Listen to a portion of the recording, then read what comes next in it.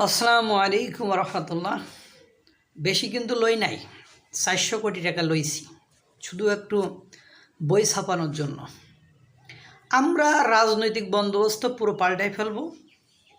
সেখানে কোনো দুর্নীতি, অনিয়ম, খুন, ডাকাতি, ছিনতাই, রাজধানী থাকবে না। আমরা এই শপথ নিয়ে 5ই আগস্টে বা 5ই আগস্ট পরবর্তী তার আগে থেকে আন্দোলন করেছি। আমরা যুব সমাজ দেশের কল্যাণ সাধন করব। আপনার বোঝেন না, কেন বই পুস্তক ছাপাতেই সেখান থেকে বেশি নেই 400 কোটি টাকা নিয়েছি। মানে নতুন যে এনসিপি দল, এর গাজী সালাউদ্দিন তানভীর নামের যুগ্ম সদস্য সচিব, উনি জাতীয় শিক্ষাক্রম ও পাঠ্যপুস্তক বোর্ডের নতুন পাঠ্য বই ছাপানোর জন্য কাজে 400 কোটি টাকা কমিশন বাণিজ্য কয়েকজনের সাথে যুক্ত ছিলেন। নতুন দল গঠনের আগে তিনি বৈষম্য বিরোধী ছাত্র আন্দোলনের সমন্বয়ক ছিলেন। এই গাজী সালাউদ্দিন তানভীর হায়দার ডিসি নিয়োগের সময়, ডিসিতে চূড়ান্ত করার সময় তার নাম এসেছিল যে তিনি গাজী সালাউদ্দিন তানভীর ভূমিকা রেখেছেন।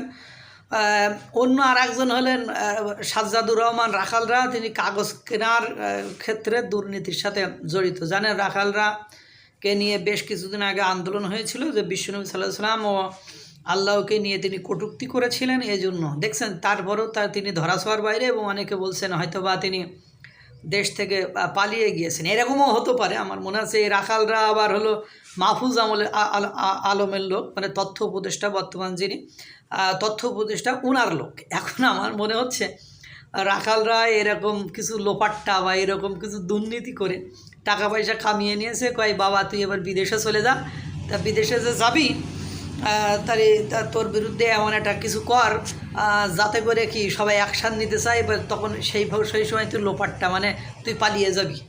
বিষয়টা এরকম হয়ে ও ইচ্ছাকৃতভাবে, না হলে যে ল্যাঙ্গুয়েজ ইউজ করেছে আমার মনে হয় না কোনো মুসলমান, সে নাস্তিক হোক, যদিও তার নামের মুসলমানের নাম, সে নাস্তিক হলেও এরকম কমেন্ট করতে পারে। বা আমি সে কমেন্টটা দেখেছি, যদিও নাস্তিক হয় তারও বিবেকে নাড়া দেবে আল্লাহকে এবং বিষ্ণু সাল্লাল্লাহু আলাইহি ওয়াসাল্লামকে নিয়ে এরকম একটা কথা লিখতে।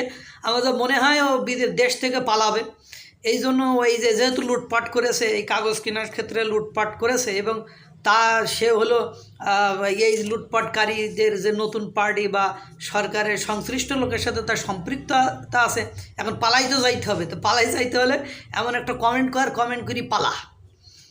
মানে এরকম একটা হতে পারে। আর এদের সাথে আর একজন ছাত্র সমন্বয়ক তানভীর যুক্ত। এই রাখালরার পেছনে ডক্টর আসিফ নজরুলও এর জন্য সুপারিশ করেছিলেন, এবং এনসিটি বিদে ওরও গুরুত্বপূর্ণ ভূমিকা আছে। আপনারা জানেন, কিছুদিন আগে সেই স্টুডেন্ট ফর সভরেন্টির সাথে আদিবাসীদের যে একটা সংঘর্ষ হলো, তাতে এই রাখালরা, সাজ্জাদুর রাহা, এনারও সম্পৃক্ততা সেখানে ছিল, বা তিনি ওই দায়িত্বে ছিলেন। তাকে নিয়েই কেন্দ্র করি। তাহলে এখন দেখেন আমরা কাকে বিশ্বাস করব?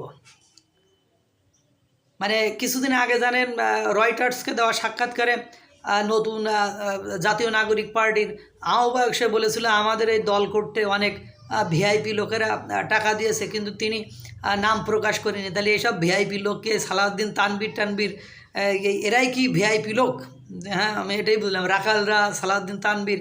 এদিকে দেখেন প্রধান উপদেষ্টার শিক্ষা বিষয়ক সহকারী, উনি পদত্যাগ করেছেন, আমিনুল ইসলাম। উনি আপাতমস্তক একজন ভালো লোক। একজন দেখলাম কোন রাজনৈতিক দলের এক নেতা বলছে ওনাকে নাকি বলছে কোন সমন্বয়কের 5টা বিশ্ববিদ্যালয়ের উপাচার্য নাকি বানাই দিতে, তা দিবে না। এই জন্য আর কি উনি ওনাকে প্রেশারাইজ করেছে, তাই উনি পদত্যাগ করেছে। আমি জানি না, আমি জাস্ট এটুকু ভিডিওতে শুনলাম, একটা গণমাধ্যমের থেকে এটা শুনলাম।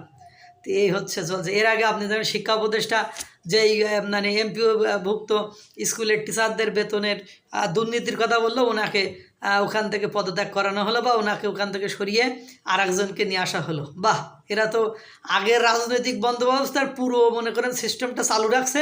শুধু মিডিয়ার সামনে যে কথাগুলো বলছে আমরা সাধু, আমরা অসৎ কাজ করি না। আল্লাহ তাআলা সকলকে ভালো রাখুক, সুস্থ রাখুক। আসসালামু আলাইকুম ওয়া রাহমাতুল্লাহ।